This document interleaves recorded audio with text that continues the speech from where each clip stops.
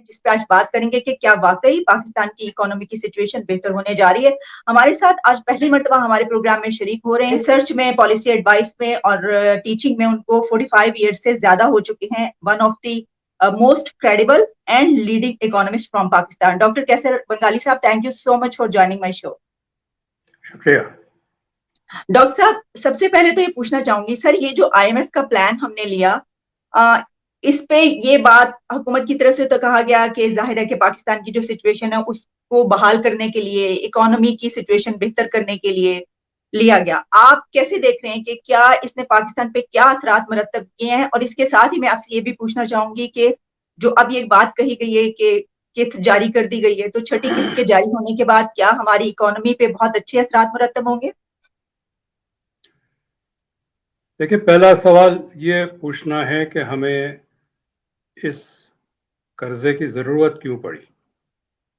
اس لیے ضرورت پڑی کہ ہمارے جو امپورٹس ہیں وہ ایکسپورٹ سے دوگنا سے بھی زیادہ ہے، ایک بہت بڑا خسارہ ہے، اور اس خسارے کو پر کرنے کے لیے ہم نے یہ قرضہ لیا ہے۔ اور قرضہ اس لیے لیا کہ آنے والے دنوں میں جو ہمیں پرانے قرضے کی ادائیگی کرنی ہے، اس کے لیے ظاہر ہے ہمارے پاس نہیں ہے زر مبادلہ۔ تو یہ $1 ارب تو ایک دروازے سے آیا ہے، دوسرے دروازے سے چلے جائیں گے۔ یہ جو قرض کی ادائیگی ہے ہماری، اس میں چلے جائیں گے۔ جو تجارت کا خسارہ ہے امپورٹ اور ایکسپورٹ کا، وہ تو وہیں رہا، اور اس خسارے کو پر کرنے کے لیے آئندہ بھی ہمیں قرضہ لینا پڑے گا۔ تو اس قرضے سے یا پہلے والے قرضے سے یا آنے والے جو قرضے ہم لیں گے، اس سے معیشت کیسے ٹھیک ہو سکتی ہے؟ جو خسارہ ہے وہ اپنی جگہ ہے، خسارے میں اضافہ ہو رہا ہے۔ تو یہ پیون تو لگایا گیا ہے چند دنوں کے لیے، چند ہفتے کے لیے بھی نہیں، چند دنوں کے لیے لگایا گیا ہے۔ آپ دیکھیے گا کہ ابھی روپے کی قیمت بہتر ہوئی ہے ڈالر کے مقابلے میں، چند پیسے، ایک آدھ روپے، لیکن چند ہفتوں میں یہ بگڑنا شروع ہو جائے گا۔ جب اگلی پیمنٹ ہمیں کرنی ہوگی، اس وقت پھر یہی بحران جو ابھی ہم جس سے گزرے ہیں دوبارہ آئے گا، اور پھر ہم قرضہ لیں گے۔ اور اخباروں میں آیا بھی ہے کہ پرائم منسٹر چائنا گئے، ونٹر اولمپکس میں پارٹیسپیٹ کرنا، تو اچھا موقع ان کو بہانہ مل گیا، لیکن ایکچولی تو یہ $3 ارب کا قرضہ لینے گئے ہیں۔ اور اس کے بعد کچھ سنا ہے کہ بات چیت چل رہی ہے روس سے اور قازقستان سے، 1-1 ارب ان سے بھی قرضہ لیا جائے گا۔ تو ہم تو ہر جگہ سے قرضہ لے رہے ہیں۔ مجھے تو لگ رہا ہے کہ کل ہم بنگلہ دیش سے بھی قرضہ لیں گے، چونکہ ان کی مالی حالات کافی اچھی ہے۔ شاید بھوٹان سے مانگے ہم، شاید چھٹ سے مانگے، سودان، صومالیہ، ان سب سے ہم قرضے مانگتے پھریں گے۔ تو جب ان کو قرضہ ملے گا، یہ بڑی جشن منائیں گے، مبارکباد دیں گے، لیکن معیشت جو ہے ایک گردن میں رسی بندھی ہوئی ہے، وہ رسی لمبی ہوتی چلی جا رہی ہے، اور ہم معیشت جو ہے وہ بہت برے حال میں ہے، اور آئندہ بھی بگڑنے کا امکان ہے۔ ٹھیک ڈاکٹر صاحب، یہ جس طرح آپ نے کہا بالکل نوبت جو ہے وہ تو یہ نظر آ رہی ہے، لیکن یہ جو ایک بات کہی کہ سر کہ کیا یہ جو اب میں پڑھ رہی تھی کہیں پر آیا کیا کہ یہ تو لے لیا ایک مرتبہ IMF کا پلان، تو اس کے بعد ایک مرتبہ اور لینا پڑے گا، کیا ایسا ہوتا ہے؟ کیا اس کے بعد ہمیں جی، اس کی وجہ سے یہ ہم نے 22-23 دفعہ ہم IMF سے پیسے لے چکے ہیں۔ IMF کے شرائط ہم نے مانے ہیں، اور ساری ظاہر قیمت شرائط کی عوام نے دی ہے، لیکن ہم نے نہ تو اپنا بجٹ خسارہ کم کرنے کے اقدام کیے ہیں، نہ جو بیرونی تجارت کا خسارہ ہے اس میں کوئی اقدام لیا ہے۔ ہماری جو حکمراں ہے، جو بھی ہو، فوجی ہو، سویلین ہو، ایک پارٹی ہو، دوسری پارٹی ہو، سب کا طریقہ یہ رہا ہے کہ جب پیسے آئے، چلو جی مسئلہ حل ہو گیا، جشن مناؤ، عیش کرو، خرچ کرو، لیکن جب ختم ہو جائے گا تو پھر بھیک مانگ لیں گے۔ یہ ان کا طریقہ بن گیا ہے۔ ابھی یہ IMF نے جو بھی اسٹیٹ بینک کا لا بنوایا ہے، اس کے پیچھے صرف ایک مقصد ہے IMF کا، ان کو پتا ہے کہ پاکستان اتنا زیادہ قرض دار ہے کہ آنے والے دنوں میں یہ قرضہ واپس نہیں کر سکتا، تو انہوں نے یہ اسٹیٹ بینک کا لا بنوایا ہے تاکہ ان کا قرضہ محفوظ ہو جائے، چونکہ اس لا میں ایک شک یہ ہے کہ جو بھی پاکستان کی زر مبادلہ کی آمدنی ہے وہ اسٹیٹ بینک طے کرے گا کہ پہلے کس کو دینا ہے۔ اگر ملک میں گندم نہیں ہے اور حکومت چاہتی ہے کہ گندم امپورٹ کریں، حکومت یہ فیصلہ نہیں کر سکتی، اسٹیٹ بینک نے اجازت دی تو گندم آئے گا، ورنہ اگر اسٹیٹ بینک نے کہا جی پہلا رائٹ ان کا ہے، جنہوں نے ہمیں قرضہ دیا ہے ان کی واپسی کی ڈیٹ آ گئی ہے، پہلے تو ان کو قرضہ واپس کیا جائے گا، اس کے بعد آپ گندم منگا لیجئے گا اگر پیسے بچیں گے۔ یہ سچویشن ہے، اور اسٹیٹ بینک نے کسی بھی بینک کی طرح اپنی انویسٹمنٹ انہوں نے سیکیور کی ہے، لیکن ہماری جو حکمراں ہیں، ہمارے جو ریاست کے مینیجرز ہیں، وہ اس سے پریشان نہیں ہے، چونکہ ان قرضوں سے ان کے اثاثے بنتے ہیں، ان کی آمدنی ہوتی ہے۔ کیا اس وجہ سے لیے گئے؟ ایک تو یہ کہ ظاہر ہے آپ کہہ رہے ہیں ہر جگہ سے اب تو لینا پڑ رہا ہے قرضہ، یا پھر یہ کہ یہ لینے کی وجہ سے کوئی بہتری آئے گی؟ لیکن بہتری صرف اس وقت آ سکتی ہے جب ہم دو خسارے کی میں نے بات کی، اس دو خسارے کی کمی میں آپ کوئی ٹھوس اقدام لیں، یا تو آپ اپنا آمدنی بڑھائیں، ریونیو بڑھائیں، اور ریونیو بڑھ نہیں سکتا چونکہ معیشت بہت کمزور ہو گئی ہے، معیشت میں گنجائش نہیں ہے مزید حکومت کو ریونیو دینے کی۔ اگر یہ جو اس وقت ٹیکسز میں اضافہ کیا گیا ہے منی بجٹ کے ذریعے، اس میں کئی کمپنی بند ہو جائے گی، چونکہ اب وہ ٹیکس دینے کے بعد سروائیو نہیں کر سکتی، جو ٹیکس ایگزیمپٹ کمپنیز تھی۔ تو راستہ صرف اخراجات کم کرنے کا رہ جاتا ہے۔ ان کی غیر ترقیاتی اخراجات بہت زیادہ ہے۔ پچھلے 6 مہینے میں کا جو فگرز ہیں اس میں ریونیو میں گروتھ ہوا ہے، ڈیولپمنٹ ایکسپینڈیچر میں کمی ہوئی ہے، اس کے باوجود بھی 29% بجٹ ڈیفیسٹ میں اضافہ ہوا ہے۔ وہ ظاہر ہے صرف نان ڈیولپمنٹ ایکسپینڈیچر کی وجہ سے، اور نان ڈیولپمنٹ ایکسپینڈیچر میں سب سے بڑا حصہ دفاع کا ہے۔ جب تک یہ کم نہیں کریں گے آپ کا بجٹ ڈیفیسٹ کم نہیں ہو سکتا۔ جو بیرونی تجارت کا خسارہ ہے وہ صرف ایکسپورٹ بڑھانے سے ہو سکتا ہے۔ ایکسپورٹ اس لیے نہیں بڑھ سکتی کہ ہماری صنعتی شعبہ بیٹھ گیا ہے، تو صرف امپورٹ کب ہو سکتا ہے، اور تمام luxury naan essential consumer imports پہ بین لگانا چاہیے۔ تو یہ کچھ اقدامات ہیں جو آپ کریں۔ جب آپ کا جو خسارہ نیرو ہونا شروع ہو تب آپ کہہ سکتے ہیں کہ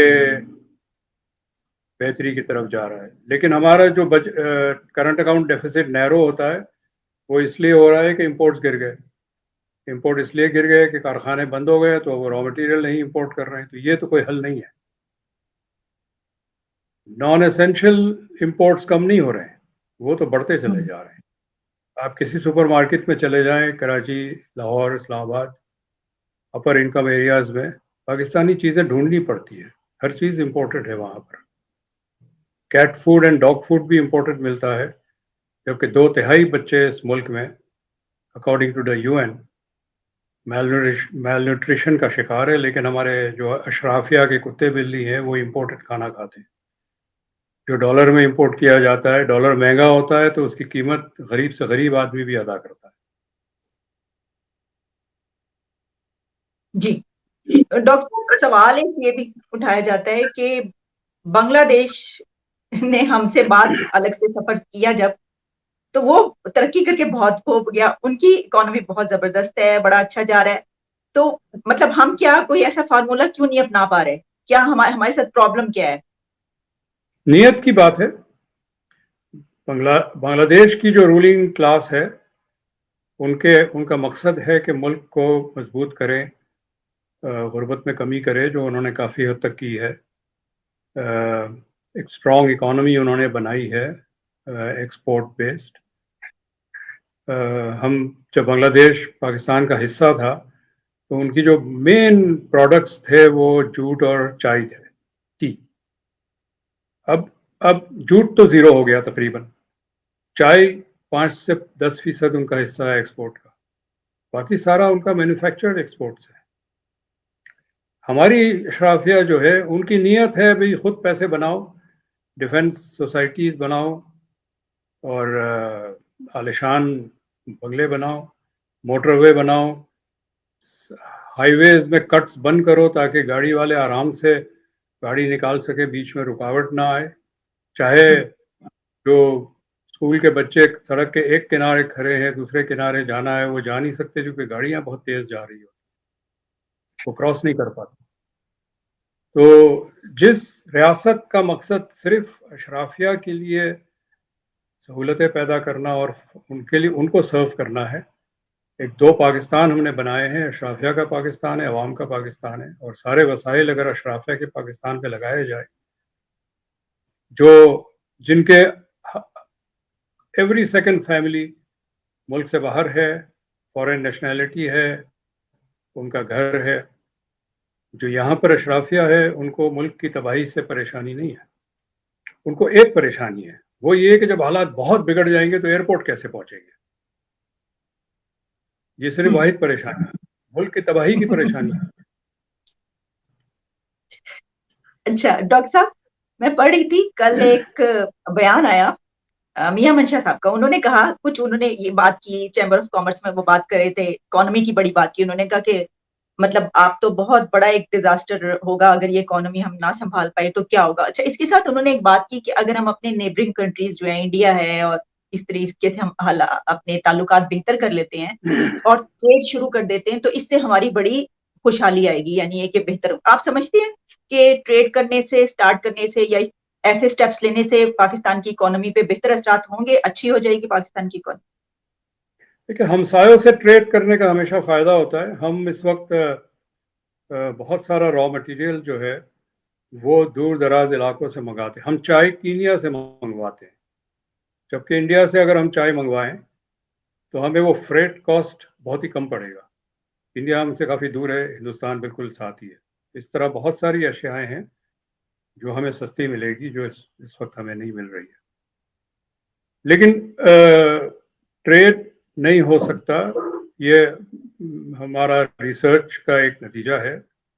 جہاں جہاں دنیا میں جنگی حالات یا کانفلکٹ کا ریزولوشن ہوا ہے اور امن آیا ہے، ٹریڈ کے ذریعے نہیں آیا. پہلے انہوں نے اپنے مسائل جو تھے، اسٹریٹجک مسائل حل کیے، بعد میں ٹریڈ شروع ہوا. ہم یہ توقع نہ کریں، کوئی یہ کہتا ہے کہ ہم انڈیا پاکستان ٹریڈ شروع کر دیں گے تو باقی مسائل حل ہو جائیں گے، ایسا نہیں ہوگا. اور دوسری بات یہ کہ آپ یونیلیٹرل پیس کریں گے وہ بھی ایکسیپٹیبل نہیں ہوگا، چونکہ آپ نے کہا چلو جی ہم ہاف وے آپ سے ملتے ہیں، دوستی کر لیتے ہیں. وہ کہیں نہیں جی ہاف وے کافی نہیں ہے، ہمیں تو 3/4 چاہیے، آپ کو 1/4 لے لیں. That's how it happened. میرا یہ ہے کہ دفاع کا 2 حصے ہیں خرچوں کا، اخراجات کا. ایک جو جنگ سے تعلق رکھتا ہے اور ایک جس کا جنگ سے کوئی تعلق نہیں ہے. پہلا والا میں کہتا ہوں کمبیٹ ایکسپینڈیچر ہے، اور دوسرا جو ہے نان کمبیٹ ایکسپینڈیچر ہے. کمبیٹ ایکسپینڈیچر پہ ہم بات نہیں کرتے، مجھے نہیں پتا، میری مہارت نہیں ہے کون سے ہتھیار ہونے چاہیے، کیا ان کی اسٹریٹجک امپورٹنس ہے. لیکن نان کمبیٹ ایکسپینڈیچر پہ تو ہم بات کر سکتے ہیں. بے شمار نان کمبیٹ ایکسپینڈیچر ہے جس کو تقریباً زیرو کیا جا سکتا ہے. لاہور سے پشاور تک اوسطاً اگر آپ جی ٹی روڈ پہ جائیں، صرف جی ٹی روڈ پہ اوسطاً ہر 40 کلومیٹر کے بعد ایک کنٹونمنٹ ہے، ایک کے بعد ایک، ایک کے بعد ایک. یہ کنٹونمنٹ انگریزوں نے بنائے تھے چونکہ 18 سینچری اور 19 سینچری میں روس سے خطرہ تھا حملہ ہونے کا، جب زار ہوتے تھے روس میں. اب کے ماسکو تک دوستانہ ممالک ہے، ان کنٹونمنٹس کی ضرورت نہیں ہے. 3-4 کے علاوہ سارے بند کر دیں، اس کے اخراجات بچیں گے.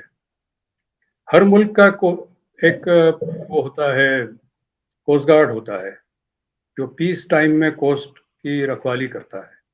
ہمارے یہاں کوسٹ گارڈ بھی ہے اور میریٹائم سیکیورٹی ایجنسی بھی ہے، 2 ایک ہی کام کرتے ہیں، ان میں سے ایک کو بند کرنے کی ضرورت ہے. اس طرح آپ بے شمار مثال نکال سکتے ہیں جہاں دفاع کے نان کامبیٹ ایکسپینڈیچر کو کم کریں، بلکہ تقریباً زیرو کر دیں، بہت بچت ہوگی. اور جب یہ خسارہ کم ہوگا تو آپ کو دوسروں سے بھیک مانگنے کی ضرورت نہیں. حکومت کی طرف سے ترجمان جن کا میں ابھی بات کری تھی، انہوں نے تو بلکہ وہ کہا کہ ہمیشہ جو ہے وہ مایوسی کی بات کرتے ہیں اور اینٹی پاکستان کہہ دیا. وہ آپ کو پتہ ہے یہاں پہ تو غداری اور اس طرح کے جو ہے فوری انڈین ایجنٹ اس طرح کے الزامات لگ جاتے ہیں. آپ نے اس کے اوپر کوئی ان کو جواب دیا؟ ہم نے تو اپنے پروگرام میں جواب دیا ان کو، اور ٹویٹر پہ بھی ہر جگہ سوشل میڈیا پہ اس کو جو ہے وہ بڑی اس کو کنڈیم کیا گیا. جی، بات یہ کہ بہت پچھلے 20 سال میں خاص طور پہ بہت سارے میر جعفر ہم نے پیدا کیے. اب میر جعفروں کو جواب کیا دینا؟